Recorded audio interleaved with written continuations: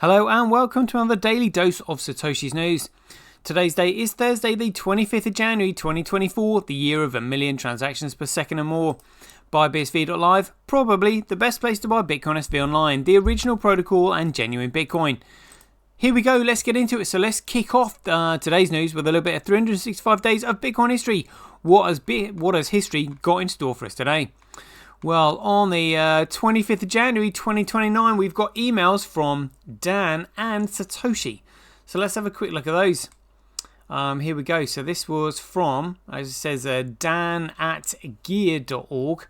I'm not sure who that is, but that was written in reply to Bill Franz's email yesterday. So let's read through this. So this is in reply to Bill Franz, who wrote, some people tell me that the owned machines are among the most secure on the network because botnet operators work hard to keep others from compromising their machines. Blah, blah, blah, blah, blah. He said, I'm one of those people, quoting from my speech on, I think that's 20th of January. He said here, virus attacks have of course become rarer over time, which is to say that where infectious agents once ruled, today it is parasites. Parasites have no reason to kill their hosts. On the contrary, they want their hosts to survive well enough to feed the parasite. A parasite will generally not care to be that visible either. The difference between parasitism and symbiosis can be a close call in some settings. And of the folks who famously bragged of being able to take the internet down in 20 minutes, one has said that a major computer may be better managed once it is in a botnet than before, since the bot master will be serious about closing the machine up tight against further penetration and similarly serious about patch management. Therefore, since one can then say that the machine's normal owner and the bot master are mutually helped, what we see is an evolution of parasite to symbiote in action, according to that's Margulis and Saskan. Life did not take over the globe by combat, but by networking. On this basis and others, botnets are a life form. And he's just said here, rest of text upon request. Incidentally, I highly recommend Daniel's Serrara's Demon. Trust me as to its relevance. Try this for non-fiction taste. Okay. Not really too sure about that, but anyway. So Satoshi Nakamoto actually also replied here to Hal Finney on the 25th. So let's see if there are any golden nuggets in this email. So this was in a reply to Hal Finney with regard to spammer bots and proof of work. Satoshi has replied, another factor that would mitigate spam if proof of work tokens have value, there would be a profit motive for people to set up massive quantities of fake email accounts to harvest proof of work tokens from spam. They'd essentially be reverse spamming the spammers with automated mailboxes that collect their proof of work and don't read the message. The ratio of fake mailboxes to real people could become too high for spams to be cost effective. There we go, it's an economic model. The process has the potential to establish the proof of work token's value in the first place, since spammers that do not have a botnet could buy tokens from harvesters. While the buying back would temporarily let more spam through, it would only hasten the self-defeating cycle, leading to too many harvesters exploiting the spammers. Yeah, so it would cost them too much. Interestingly, one of the eGold systems already has a form of spam called dusting. Spammers send a tiny amount of gold dust in order to put a spam message in the transaction commit field. If the system lets users configure the minimum payment they're willing to receive, or at least the minimum that can have a message with it, users could set how much they're willing to get paid to receive spam. Yeah, so basically we're saying that it rather than being a negative cycle, it's going to be a positive cycle where spamming is going to start costing more and more and more rather than less and less and less. So eventually the economic model again would weed out spamming. That's great to hear. That's great to hear. So there we go, little golden nuggets there from Satoshi as ever. So let's move on to the COPA case. As we know that Craig put the settlement offer out yesterday. What have the Crypto Open Patent Alliance scumbags replied? So they've said, hard pass on that settlement. Just like Craig Wright forges documents and doesn't quite tell the truth, his description of the settlement offer isn't quite accurate either. It comes with loopholes that would allow him to sue people over again. Well, yeah, scammers basically. It would force us to accept that he is Satoshi. Take a look at COPA's a dissection of new documents. Wright said would win him the case, which Wright's own experts say are forged. Really? All right. Well, let's have a look at this then. So again, this was written just yesterday, January 24th, 2024. Expert witnesses for both COPA and Craig Wright agree Wright's newly found documents are recent creations. Oh, it should be interesting. COPA has introduced new forensic evidence that definitively proves that the inauthenticity of several documents that Craig Wright considers crucial to his claim that he is the founder of Bitcoin. This was not only the conclusion of the expert COPA retained to forensically examine Wright's documents, but the conclusion of the expert Wright retains as well. In October 2023, Craig Wright presented previously undisclosed evidence in his defence during the lawsuit brought by COPA, the Crypto Open Patent Alliance, in the High Court of Justice of England and Wales. These digital documents, which Wright claims to have discovered on 2 USB drives inside a drawer in his house in September 2023, were intended to back his assertion that he is Satoshi Nakamoto, the pseudonymous creator of Bitcoin.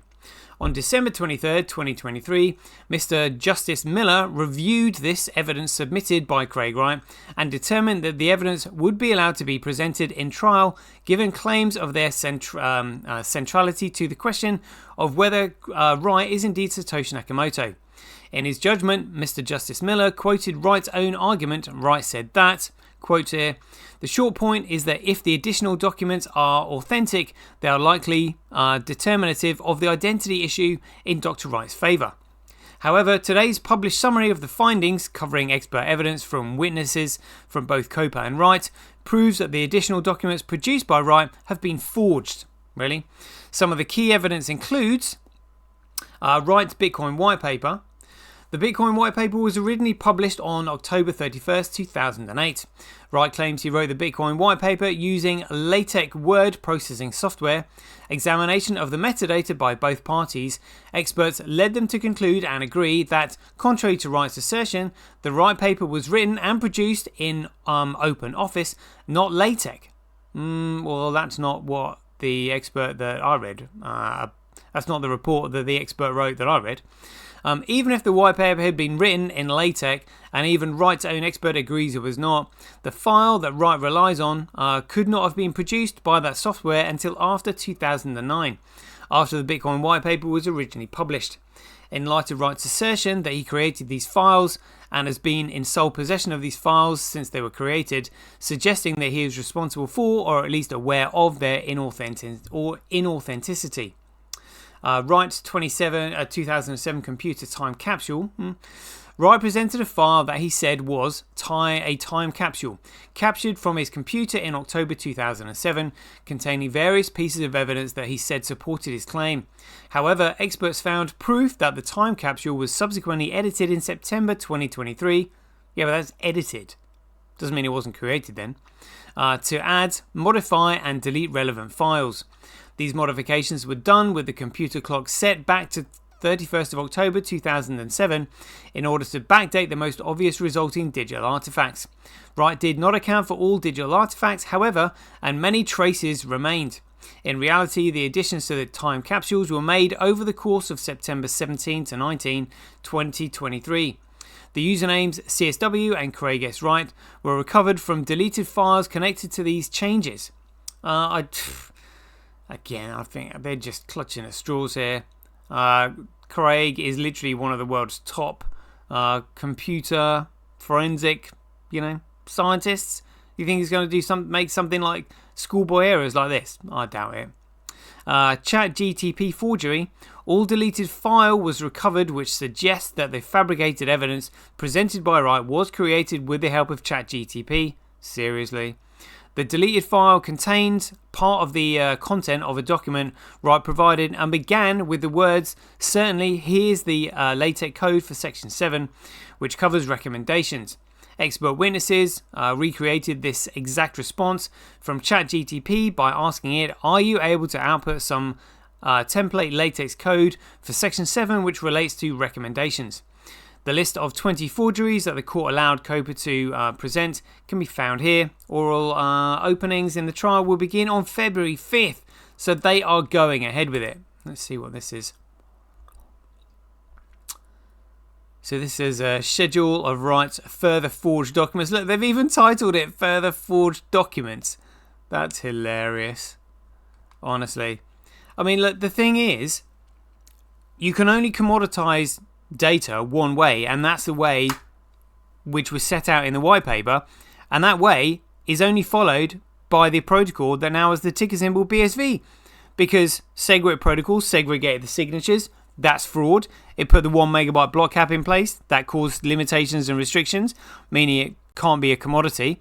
But I mean, it's fraud. They've broken the chain of signatures. They can't go back. They completely control the chain now. And again, same with BCH. You know, canonical transaction ordering rather than chronological transaction ordering, which is what you need. And again, limited block size. They can't scale. And they've used Schnorr signatures. They're tampering with digital signatures. So they are, I mean, again, I can't believe that nobody's putting forward the economic argument here. Does my head in, actually. Like, you can't promote something that is economically worthless. Why would anybody create something that's worthless, and why would anybody use something that is worthless? If it is a centrally controlled security offering, as defined by SEC versus WJ Howico 1946, as BTC is, as BCH is, as every single shitcoin crypto is, like, it is not worth anything because it's not common. This is literally the fundamental argument that should be putting forward, and nobody is mentioning it here. Like what's going on? You know, but anyway, shenanigans to report on, fun and games. Let's have a look at this tweet from John Pitt. So he's put it here: for those keeping score at home, Coinbase confiscation and forced selling began on January 9th. On January 8th, they were pumped to see BSV rip from $70 to $100 in a single day, right before stomping on all the FOMO buyers. Easy money for dirty prop traders. They'll sell ammo for trial too. So again, that's kind of like over when the court case starts and there's like some truth bomb being dropped. What he's saying is that they've got all this BSV in ammunition to keep the price suppressed. But again, it's limited, and the amount of BSV they've got is nothing in comparison to the amount of ammunition that the miners have got, especially if the transaction volume increases significantly, which shows you the profitability of the chain. And again, everyone knows the block reward halving is happening in April, and they're like, oh yeah, but scarcity make number go up. What an absolute load of crap that is. What is utility that make number go up? But that's what they don't want people to know. But again, I mean, BTCs are so ignorant, are so blinded and uneducated on what Bitcoin really is, and they've just been psyoped basically. There's no going back for them. They haven't got the intellectual capacity to deal with it. My goodness me. So anyway, let's have a quick look at these figures. So look, the price suppression again. Genuine Bitcoin down at $68. My goodness me. Transactions down at 31. Block size though 96%. Let's have a look at these block sizes. Oh, look at that. So Tau and Unknown Miner looks like they've squeezed Mining Dutch and Zulu Pool off the chain. We'll have a look at those in just a minute. But look at this. It's 6.6% more profitable to mine on genuine Bitcoin. Whoa. And look at that. So more profitable to mine on Corecoin than Bcrash. More profitable to mine on Corecoin than Fisher Price Cash. But look at this. The door is being opened. It is more profitable to mine on genuine Bitcoin than the biggest shitcoin out there. This is what miners will start chasing. This is fascinating. Literally fascinating. Look at that. And Mining Dutch just being given a window of opportunity there, but they're still shitcoining over on Fisher Price Cash. But Tau, let's enlarge this screen so we can actually see what their overall hash rate is here. Tau at 0.06 of overall hash rate. All right. But where's Mining Dutch? Mining Dutch actually used to have more hash rate than Tau. But Mining Dutch is down to 0.02 And TAL, up comparatively from Mining Dutch, is 0.06. That's again, comparatively, looks to me like TAL are massively increasing their mining operations, because initially it was Mining Dutch that were in front of them, and now they're ahead by leaps and bounds. Wow. Quite a big gap between TAL and SecPool. SecPool with actually 1.17%. But I mean, TAL will be over the moon with that. I mean, look at that. I mean, seriously, 54% of the block reward of the genuine Bitcoin being won by TAL. It looks to me like they're actually just increasing their hash rate steadily. But believe me, I think that when all the miners come charging in, well, I think we'll see TAL explode, because they don't really need any more than this. It would just discredit the chain if TAL had something like, sort of 70-75% on it. So this actually gives the network credibility, and they're still winning 54% of the hash rate, which is a huge amount. And we've seen it between sort of 60 and 70. So yeah, I suspect that the moment more hash rates come flooding onto the network, we'll see TAL's overall hash rate start to expand. Playing a good game there. Playing a very good game. Yeah, hats off to Calvin and Craig. Well played.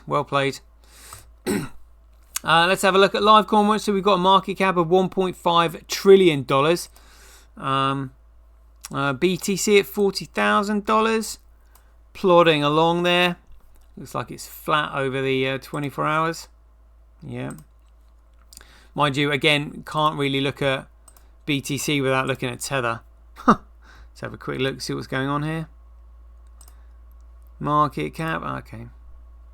That was just what they printed the other day. My goodness me, look at that. Look at the size of that. So that's why BTC is still going. That is a huge print. My goodness me. So that went from 94.8, jeepers, to 95.5, or almost 95.6. Jeepers, yeah. $800 million. $800 million. Jeepers. That is just absolutely massive. Almost $1 billion went in there, trying to keep their scam going. Good grief.